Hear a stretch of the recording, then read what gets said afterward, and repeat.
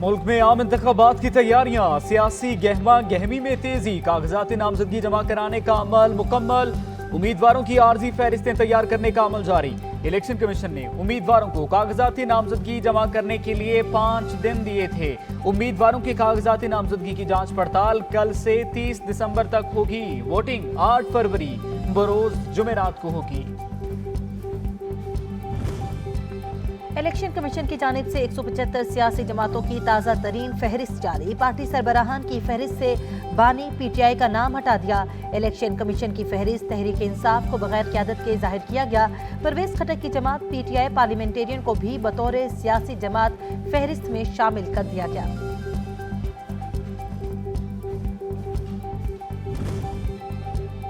آئندہ عام انتخابات 2024 کے لیے کاغذاتی نامزدگی جمع کرانے کا پہلا مرحلہ مکمل۔ اسلام آباد سے قومی اسمبلی کی 3 نشستوں پر انتخاب لڑنے کے لیے 209 امیدواروں نے کاغذاتی نامزدگی جمع کرائے۔ اسلام آباد میں قومی اسمبلی کے حلقوں میں 46، 47 اور 48 شامل ہیں۔ کاغذات جمع کروانے والوں میں ڈاکٹر طارق فضل چودھری، مصطفیٰ نواز کھوکھر اور میاں اسلم سمیت دیگر شامل ہیں۔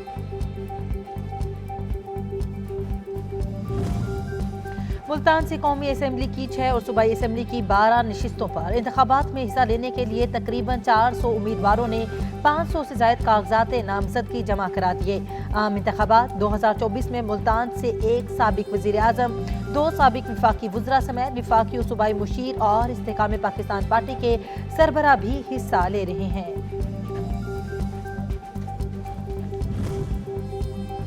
چیئرمین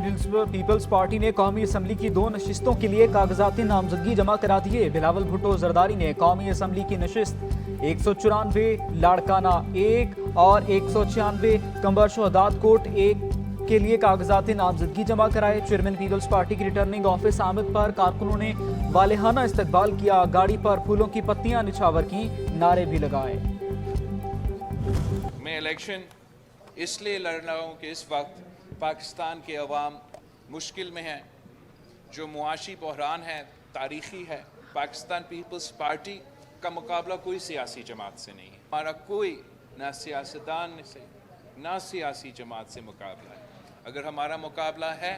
تو ہمارا مقابلہ بے روزگاری سے ہے۔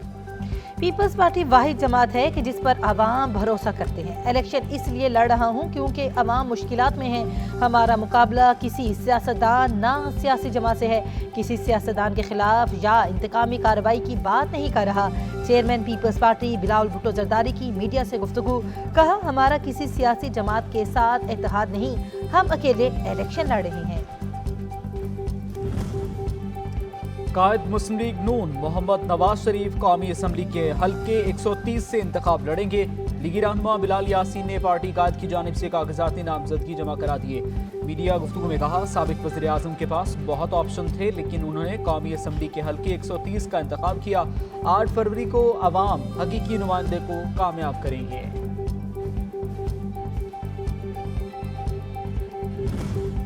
سربراہ استحکام پاکستان پارٹی قومی اسمبلی کے 2 جبکہ صوبائی اسمبلی کے 1 حلقے سے انتخاب لڑیں گے۔ جہانگیر ترین کی قانونی ٹیم نے قومی اسمبلی کے حلقوں 149 اور 155 سے کاغذات جمع کرائے۔ جہانگیر ترین نے پنجاب اسمبلی کے حلقے 227 لودھرا سے بھی کاغذات نامزدگی جمع کرا دیے۔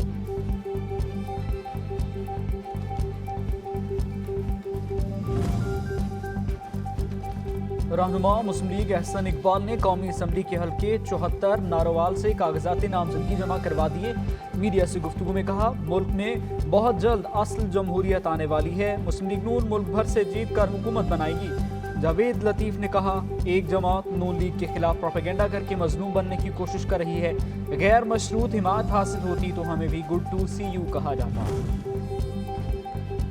مسلم نون کے رہنما خرم دستگیر کا سائفر کیس فیصلے پر اظہار حیرانی، بولے پاکستانی اعلیٰ عدلیہ کے بارے میں کچھ بھی کہنا بہت مشکل ہو گیا۔ سائفر قومی سلامتی کیس میں تھا، فیصلے میں تمام گفتگو سیاست اور لیول پلینگ فیلڈ پر ہوئی۔ لیول پلینگ فیلڈ کو آگ پی ٹی آئی نے 9 مئی کو خود لگائی، ان کا خیال تھا پلینگ فیلڈ ان کی جاگیر ہے۔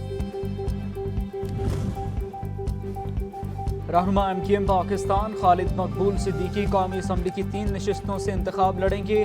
248 249 250 سے کاغذات نامزدگی جمع کرا دیے رہنما Peoples party Saeed Ghani PS 105 سے کاغذاتی نامزدگی جمع کروا چکے کراچی ڈویژن سے 10,405 فارم جمع کرائے جا چکے رہنما Peoples party Saeed Ghani party کی کامیابی کے لیے پر امید کراچی میں کاغذات نامزدگی جمع کرانے کے بعد میڈیا گفتگو میں کہا پیپلز پارٹی کی کراچی میں پذیرائی بڑھ رہی ہے عوام آئندہ انتخابات میں پارٹی پر اعتماد کا اظہار کریں گے ہم نے مضبوط امیدوار میدان میں اتارے ہیں PTI کے انٹرا الیکشن انتخابات درست نہیں تھے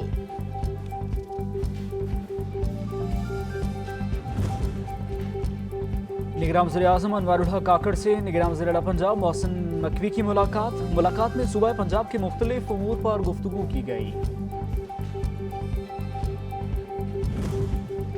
صدر ڈاکٹر عارف الوی نے سینٹ کا اجلاس طلب کر لیا ایوان بالا کا اجلاس آئین کے آرٹیکل 54 کے تحت طلب کیا گیا ہے سینٹ کا اجلاس 26 دسمبر کو صبح 10:30 بجے پارلیمنٹ ہاؤس اسلام آباد میں ہوگا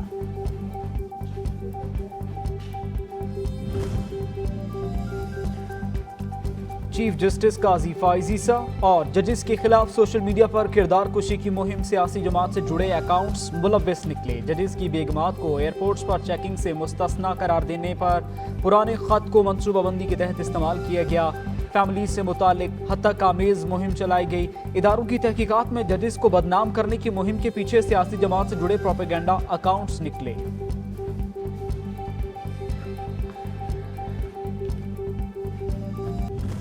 مارچ میں بزدل دشمن نے عورتوں اور بچوں کو استعمال کیا لانگ مارچ کی سرخیل ایک بدنام زمانہ دہشت گرد غفار لانگو کی بیٹی ہے جن کے مطالبات غیر منطقی ہیں کہ CTD کو ڈس آرم کیا جائے مٹھی بھر افراد نے تربت سے نکل کر اسلام آباد کی طرف لانگ مارچ کیا دشمن کے مکروہ عزائم کی تکمیل کی خاطر خواتین اور بچوں کا استعمال کیا گیا وزیر اطلاعات بلوچستان جان اچکزئی کی تنقید کہا ناراض بلوچوں کی قومی دھارے میں شمولیت بھارت کے لیے دھچکا ہے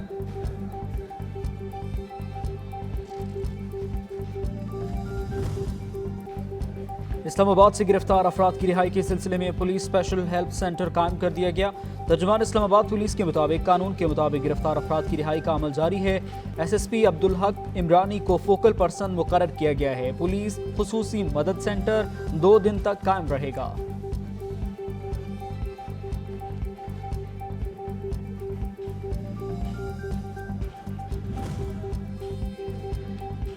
پشاور BRT منصوبے میں کرپشن کا کیس نیب نے ریفرنس تیار کر لیا ذرائع کے مطابق PTI دور میں رقوم کی خرد برد سے قومی خزانے کو اربوں روپے کا ٹیکہ لگایا گیا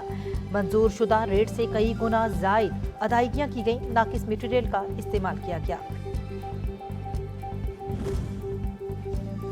غیر قانونی افغان باشندوں کی وطن واپسی کا سلسلہ جاری 23 دسمبر کو مزید 1159 افغان شہری اپنے ملک واپس چلے گئے 287 مرد 260 خواتین اور 612 بچے قافلے کا حصہ تھے تعلیم کے فروغ کے لیے افواج پاکستان کا پروگرام علم تولودو پارا درخشاں مثال نوجوانوں کو تعلیم کے زیور سے آراستہ کر کے ملک کی ترقی اور خوشحالی میں حصے دار بنانا بنیادی ترجیح ہے مسیحی برادری کا مذہبی تہوار کرسمس پر ہر طرف خوشیوں کا سما عمارتوں کو سجا دیا گیا گرجا گھروں میں دعائیہ تقریبات ناخوشگوار واقعے سے بچنے کے لیے انتظامیہ ہائی الرٹ سیکیورٹی کے انتظامات سخت کر دیے گئے